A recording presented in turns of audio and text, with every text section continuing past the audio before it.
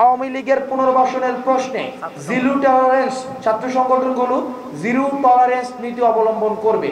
অর্থাৎ কোনো ফরম্যাটেই আওয়ামী লীগকে পুনর্বাসিত হওয়ার সুযোগ দেওয়া হবে না। কোনো ফর্মেই আওয়ামী লীগ পুনর্বাসিত হবে না, তারা যত চেষ্টাই করুক না কেন। বৈষম্যবিরোধী ছাত্র আন্দোলনে এখানে যারা যারা আজকে এখানে যে রাজনৈতিক দলগুলো আছে প্রত্যেকের গত একটা দীর্ঘ 1.5 যুগের বেশি সময় ধরে ফেসিবাদ বিরোধী আন্দোলনে তাদের অবদান রয়েছে, তাদের ত্যাগ রয়েছে।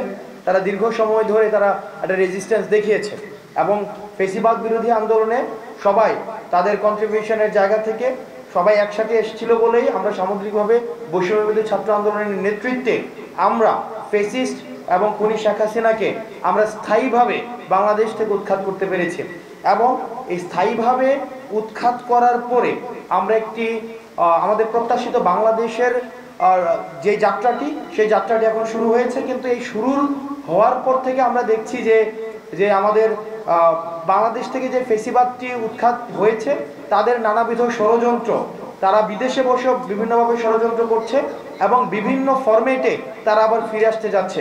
এখন আমরা আমাদের জায়গা থেকে আজকে আলোচনার মধ্য দিয়ে আমরা কিছু বিষয় সিদ্ধান্তে পৌঁছেছি। এই সিদ্ধান্ত হচ্ছে বেসিক কিছু প্রিন্সিপালসে আমরা আমাদের জায়গায় পলিসিগত জায়গায় রাজনৈতিকভাবে এটা রাজনৈতিক সৌন্দর্য, গণতান্ত্রিক সৌন্দর্য, সেখানে বিভিন্ন বিষয়ে দ্বিমত থাকবে, কিন্তু বেসিক প্রিন্সিপালসে আমরা একমত থাকবেন। সেটার মধ্যে হচ্ছে যে zero tolerance two Awami League.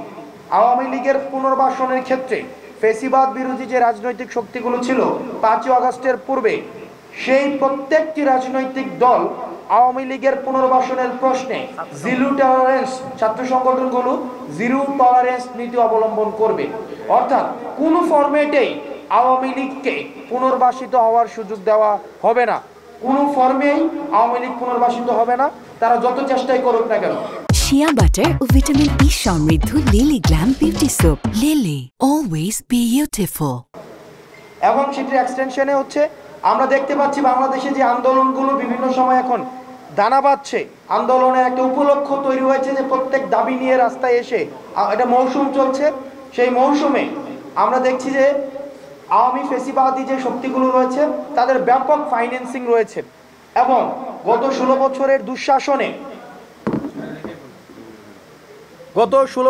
দুঃশাসনে Awami League আমরা দেখেছি যে বাংলাদেশের অর্থনৈতিকে নাজুক একটি পরিস্থিতিতে তৈরি করে তারা নিজেদের পকেট ভারী করেছে এবং দেশটাকে আমরা দেখেছি ব্যাংকগুলোকে খালি করে ফেলা হয়েছে এবং অফশোরিংয়ের মাধ্যমে প্রচুর পরিমাণ একটা 2 লক্ষ কোটি টাকারও বেশি পাচার করেছে।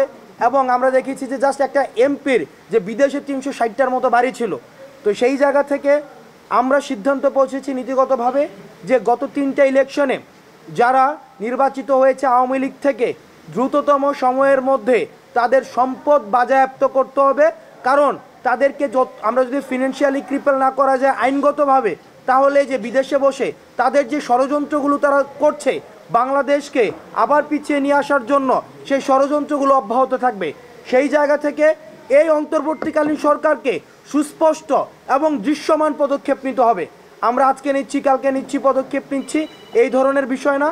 আমাদেরকে সুস্পষ্ট এবং দৃশ্যমান দ্রুততম সময়ের মধ্যে পদক্ষেপ নিতে হবে, যেটির মধ্য দিয়ে যারা নির্বাচিত হয়েছে আওয়ামী লীগ থেকে তাদের সম্পদকে বাজেয়াপ্ত করতে হবে।